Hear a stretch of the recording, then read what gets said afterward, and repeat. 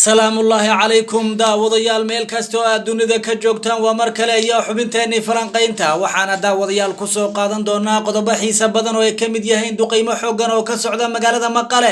iyo deegaano badan oo ka tirsan gobolka Tigreega ciidamadii ugu badnaa ee deegaanka Soomaalida oo lagu daabulayo furmaha hore ee dagaalka lagula jiro kooxda TPLF سعيد عبد الله الدني أو محكمة لسوت هاجهيو إيو رئيس الوزراء الصومالية أو حفيز كيسي سدد بن أي أوغل وريجين كوحا كترسن حفيز كاسي قضبضا سياكو وكلو حساب بدنا أياد داود يالكم مغلدون تهم برنامج كينا وحانا آلا بايلا فلانقيا صاحب كي بدان أردن كي جمدك فرديا بدان كسودو walaal waa dhawahay barnaamijkeenan maanta inta badan waxaan xoog ku saari doonaa Soomaaliya laakiin aan Ethiopia aan ku bilowno duqeymo xoogan baa waxay ka soconayaan magaalada la yiraahdo Maqale oo ah maamulka gobolka Tigreega caasimadiisa Maqale maalmo u dambeysay bilaa hada muddo 5 maalin ba duqeymahaas way socdeen duqeymahaasna laba xilli way dhacaan aroorta hore iyo gabal dhici labadaas mataan way dhacaan waliba hada maanta saakaroonimadii meesha la duqeeyay waa jaamacadda Maqale oo mataqaanay khasaar aad u xooggan loo geystay gudoomiyaha jaamacadda Maqale waa haweenay iyadoo la hadlaysay warbaahinta Tigreega yaa waxay sheegtay in meeshaas khasaar aad u xooggan uu soo gaaray gaar ahaan galaasyada carruurta wax ku baranayeen goobihii mataqaanay loogu talagalay inay ku nastaan iyo meel badan dadna waxba soo gaaray laftiisa ma badneen marka khasaaro xooggan bay mataqaanay ka sheekeynaysaa laakiin aan dhimasho aan ku jirin dhaawacyo way jireen marka duqeymahaasi si lixaad leh iyo maalmihii u dambeeyay mataqaanay u socdeen waxaadna ku garan kartaa hanaanka isbedelka lagu sameeyay ciidamada droniska cirka duuriyaha aan lahayn diyaaradaha maalmihii u dambeeyay mataqaanay la faray inay ka howlgalaan gobolkaasi si ay u weeqaan awoodda maalmahan ka soo ifbaxaysa gobolkaasi oo ay sheegayeen inay deegaano badan inay mataqaanay la wareegi doonaan saan la socono Tigreega waxay sameeyeen in carruurta yararka haweenka dhammaan inay dagaalka ay soo galiyeen wax ka dambeeya inaba hayraatay ma jiro marka wax ka dambeeya kaliya waxa weey waa qof isbitaal ku jiro xanuunsan ama mataqaanay dhaawaca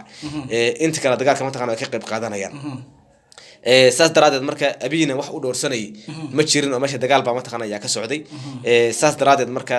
duqeymahaasi way socdaan dagaalo xoogan baa mataqaanay ka soconayo aaga Xumayra oo maalmihii u dambeysna ka socday Woldia isla mataqaanay waa la isku haystaa buraha Zobe dagaal la ka socdo dhanka canfarta xogaa way yar istaagay sidii hore ma ahada marka dagaaladaasi si xawli ah ay u socdaan inkastoo maalmihii u dambeeyay rabab waaweyn ay ka da'ayeen oo ay la yiriba waxyaalaha u badan hadda dagaalkaas yar hakiyay oo isku socodka inta badan waxa reebay rababkaas ayaa reebay saas oo ay tahay laakiin dagaaladii way socdaan si xawli ah wali u socdaan oo dhici karta in loo kala saad qaado maalmaha soo socdo oo un cid mataqaanay ay loo wareegto ay guuleysato ay u badan tahay badana hadan halka duqeymaha aan ka weydiiyo su'aalo dadka waxa ay sheegayaan waliba dawladdu waxa ay tibaaxaysaa sirdoonkeedu iyo dadka waliba xogaha haya in jaamacadda Maqale ee hadda saaka la duqeeyay ku taala magaalada caasimadda dalka ee maxaan jeedaa maamulka Tigreega ku taala iyo waliba goobaha caafimaadka in lagu keeyo hubkii ugu furaha badnaa 3 bilood ugu dambeysay waliba dawladdu waxay leedahay fadhansiyo cad baan haynaa ama cadeymo cad baan u haynaa in magaranaysa halkaasi ay hub far badan iyo waliba saanad military ay ku kaydiyeen marka maxaa lagu fasiri karaa arintaasi maadaama dawladdu xaggan sheegayso qoladana ay leeyihiin goobo public oo dadka maxaan ku dhahay serviceka caamka u qabanay ayay duqeynayaan maadaama ay leeyihiin horto abi iyo nimanka hadda Tigreega aad bay mataqaanay isku yaqaanaan xeeladii adeegsan jireen ama uu garanaya mid kale dawladda weerar iskama qaaday sirdoon bay leedahay oo Tigreega mataqaanay halkaas joogo u sheegay meel kasta wax ku kaydiyaan iyo meel wax u yaalaan inta badan wax aad la isku weydiinayay hub casri ah oo waayadii u dambeeyay intii Tigreega aan weerarka lagu bilaabin Ethiopia ay soo iibsato iyaga ila wareegeen markii saldhig ay qabsadeen yaa waxa la oran jiray hubkaasi xagee ku keensan yahay waa la waayay laakiin ugu dambeyn waxa la soo ogaaday in isbitaalada laftooda goobihii waliba dadka matana bukaan jeefka loogu talagalay in salkooda hoos in la geliyay looga dhigay ha hospital yaa la geliyay marka saadaraad marka dawladdu markay timaado waxay sameynaysaa un goobaha dadweynaha yaa laga raadin iyo buuraha iyo meelahaas laakiin hubkan dhammaan wuxuu ku kaysan yahay waa salka hoose isbitaalada iyo maxaa macbadyada maxaa iskuulada jaamacadaha iyo mataqaana ku keediyeen Waad baxsan. iyagoo islahaa mataqaana meesha ayada lama baari doono laakiin dowladda mataqaana way ogaatay waana dhulka u badan hadda Ee, hadda duqeymo ku mataqaana socdaan. burinaysa wey badhanow sida aan xogaha ku helayno naga soo gaadhaya magaalada Jigjiga waxay tilmaamayaan in ilaa iyo 7,000 oo ka tirsan ciidamada gaarka ee liyu booliska in la geynayo furimaha hore ee dagaalka maadaama dagaalkii sii cuslaaday waxaa kaloo la sheegay in aynan qoladan kaliya ma ahayn deegaano fara badan laga ururinayo arrintaasi maxay xilliga ku soo gaartay iyo maxay say wuxuu horta ciidamadan waa ciidamadii maalin la wada codsaday oo la yiri mataqaana ha keenan kilada ee qayb ka yihiin marka anaga Soomaali hadaan nahay ani ahaantayga kulli ligama qaadanay fikir ahaan laakiin hadii laga qaadanay waxaan dhihi lahaa ilaa 20,000 hal geeyo markii la geenayo waxaan u leeyahay anaga TPLF mataqaana gumaad iyo dhibaato iyo hagardaamo iyo bahdil meeshii u dambeysay gaarsiin marka in annagana maanta aan mataqaana aan chance u helno in aan gobolkoodii tagno wax noo diiday ma laha hadda maanta mataqaana waxa la yiraahdaa cadawga siisaba markii uu liito yaa mataqaana ka argoosan kartaa laga faa'iideysan karaa maanta Tigray mataqaana way liidataa liidashaas ay liidatana hadda day xukunka qabsatana abaal kuma hayso oo kuma dheeskara isu duulay kala baaki dadkii ku duulay aday isku midatihiin waliba kii ku duulay mataqaana ixtiraami adigii maxaan ku dhahan ku duulin bay ku karbaashi waa inaad ka cabsanaysaa mataqaana iyo dareemaysaa laakiin marka la dagaasho way ogaan mataqaana in dirir iyo mataqaana nabadgelyo labada leh inaad tahay marka ciidamadaasi aad bay u yar yihiin marka loo fiiriyo Soomaalihan annaga Soomaalihan ilaa 30,000 20,000 in matan lagu soo qoro oo aan geyno oo waliba si gooni loo tababar ciidankaas iyaga iyo aad mataqaana u fiicnaan lahaa annagu mataqaana ka arsanayno dhibaatada ay noo geysteen ma tusinayno adduunka in dhibaatada ay noo geysteen aan kaga arsanayno laakiin waxaan tusinayna in Ethiopia aan qayb ka nahay oo nimankaasna ay yihiin niman argagixisa ah oo dalka mataqaana caqabad ku ah oo kaligood inay noolaadaan doonay kaligood noolaadaan dhulka aan qabsanana saqiir iyo kabiir ba mataqaana kurka laga jaro wax la daayay aysan jirin fahmaysa oo macbadida la baabiyo waayo waa waxay nagu sameeyeen iyaga waa gartay waayo waxaad arkaysaa odayaal 80 jir ah waayeel ah ugaasi ah oo la ixtiraami jiray oo jilbaabka loo dhigayo oo ay ku tumanayaan gabdhihi waa kay kufsanayeen gabdhaha naasaha ka jirayeen wax ay noo deysteen inuu hayrateen ma jirin bahadil meesha u dambeysay gaarsiiyeen ilaa ragga qaar markii la xiray habeenkii la qaado bulaacada mataqaana jijiye korkeeda mataqaana la geen jiray ha baaki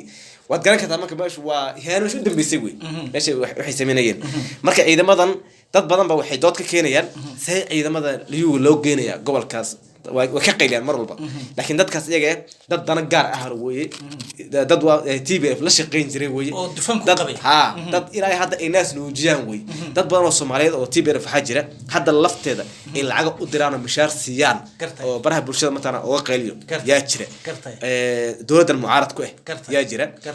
marka saas daraadeed dadka iyaga mar walba markii loo ciidan baa la diri ama ciidan ay dagaal galaan way ka hor imaadaan waxay u hor imaanayaan dantoodan ku jirin dantooda yaa ku jirin ila nidaamkii la shaqeysanayay laakiin waxa la yahaanay la dilay waa hooyadii abihi asna raali uu ka yahay oo yahay laakiin sidaba ragga waa inuu mataqaanaa markii dagaal lagu qaado waa inuu iska celin karaa oo markii weerar lagu soo qaado inaa iska celin karto ama difaac gali karto hadda maanta weerar baa lagu yahay nimanka iyaga waa inaan weerarka qayb ka noqon aan weerarno oo aan ka argosano iska celina ka argosano haddii mataqaanaa iyaga ay taagroonaan waa inuu dhufeys galna iska celina ayadana maca salaad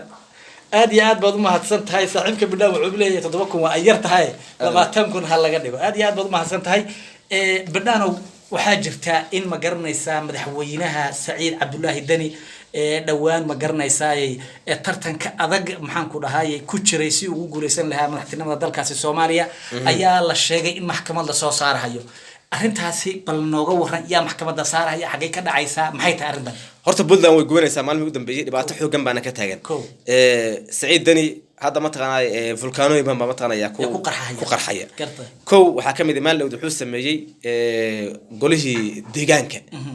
magaalada Garowe yuu kala diray iyo duqi magaalada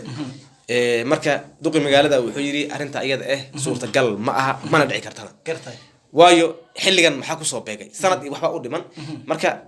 dadkana ma taqaanaa dad iska soo magacaabo kaliya ma ahan dad ma taqaanaa xisbi kamid ah way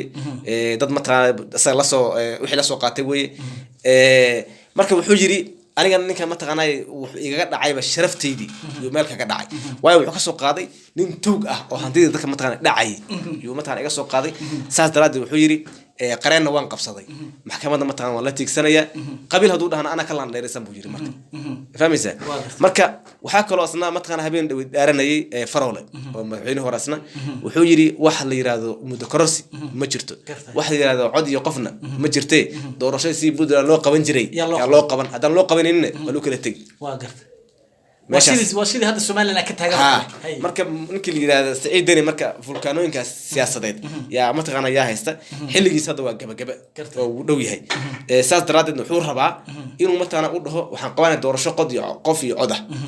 shalay uu ka diidanaa farmaajo ka diidanaa oo laha doorasho qof iyo cod lama qaban karo doorashada caadiga qabo gartay isla maanta wuxuu leeyahay maya muddada weyn u yartaa waqti inaan ku darnaa kadib qof iyo cod Puntland laga hirgeliyo yaa rabaa uu leeyahay marka waxa la isku haysto maxkamadda matala loo geenayo waa arinta iyada ah golahan u kala diray iyo waliba qof iyo cod baan gaarsiin Puntland iyo gaarsiin maysid yaa la isku haystaa arintan waxa ku jira maslaxadiisa ku jirtay qof iyo cod kama ahan ninkan kama ahan tii dantiisa ku dhaxakay ah in muddo kororsigaas halka sano ah inuu helo bis uu matana u baahan yahay way u ogiyaan la soo dooran markale aad iyo aad baad u mahadsan tahay Master Bidhaan daawadayaal ra'iisul wasaaraha Soomaaliya ayaa waxaa la tilmaamaya xoog badan waxa ka soo baxay Bidhaan ra'iisul wasaaraha ninka lagu magacaabo Xamse Cabdi Barre in xafiiska uu hadda maamulo 4.5 ka uu ku joogo ilaa xafiiska ciidu ku matali wala garanaya qabaylka daarooda ilaa Puntland Jubaland meelo badan kala degan ku matalaya ninkaasi waxa la sheegaya xogaha soo baxaya in la taliyaal fara badan oo madaxweyne Xasan Sheekh uu u magacaabay inay xafiiska si toos u maamulaan waxa kale oo ayadana meesha soo baxaysa in ra'iisul wasaaruhu heshiiskii hore markii la magacaabayay uu ku jiray wax la yiraahdo presidential oo ah in madaxweynuhu wax walba ku matalo dawladda maca xukuumaddu ku matalo asagu uu wixii tala bixina waa sideeda uu dhiibayo oo markaas hadii laga qaatana ay sax tahay hadii laga qaadan waayana uu soo ku adkeysan karin laakiin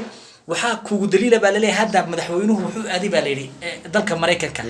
wax qorshe oo ninka lagu magacaabo ra'iisul wasaare Xamse Cabdi Barre kaga banaan oo uu ku leeyahay talo iyo talo la'aan ma jirtaa lagu leeyahay dadka kala qayb galay shirarka uu galay dalkaasi Mareykanka madaxweynuhu dad khaas oo waliba waxa la leeyahay asaga ka agdhowey oo maartay markii lagu ka agdhow waa dareemi karaysaa arinta kale soo baxaysa waxa weeyaan ninka lagu magacaabo ra'iisul wasaare Xamse waxa meesha ku maamulo saddex la taliye iyo maha salaad ba ku maamulo qorshaha loo dajiyay saddex la taliyaal oo mushaar badan iyo oday wax fara badan ku qaata lacag aad fara badan ku qaata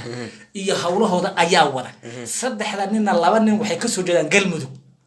sida la sheegay xogta aan ku helin ninna wuxuu ka soo jeedaa magaranaysa beelaha direed buu ka soo jeedaa saddexda nin ba ra'iisul wasaare xafiiska u maamula laba arrimood baa lagu sababeeyay waxa la yiri ra'iisul wasaaruhu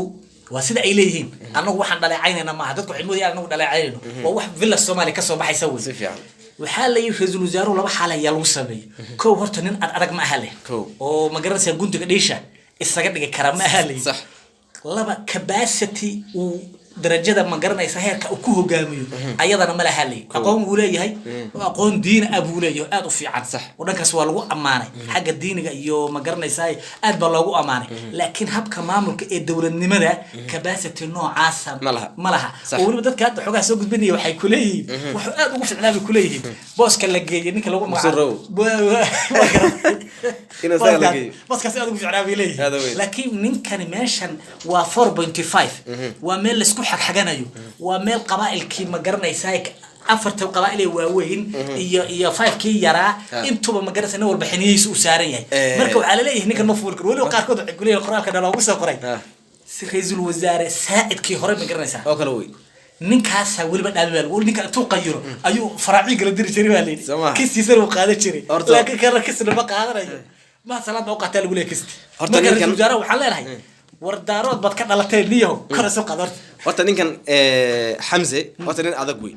لكن حفيز مثلا اللي هالليجي يو مدحوين السمعدي مثلا أدو هو سيسو يورتك هو شقينا يا قرطي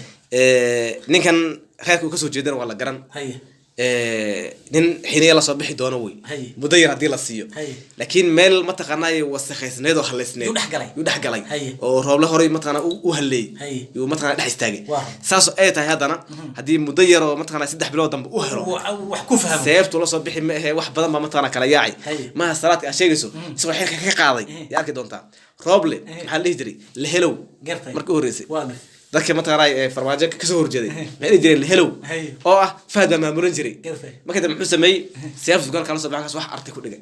uu kala daadiyay hada waa kii meesha lagu wareegay isaga oo soo doona ka yeelo imaarad gacanta u galay maskiin saafil noqday tamaysa marka haddana Hamza waa la hellow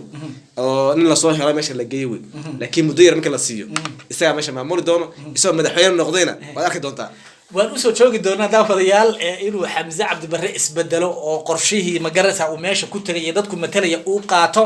iyo inuu noqdo nin mahad salaad iska maamusho magarasa aan macna lahayn arintaas indhaha ku hayn doonaa 4 sano oo hadda magarasa u bilaabatay ayaa jirta waad mahadsantihiin daawashadiina waad ku mahadsantihiin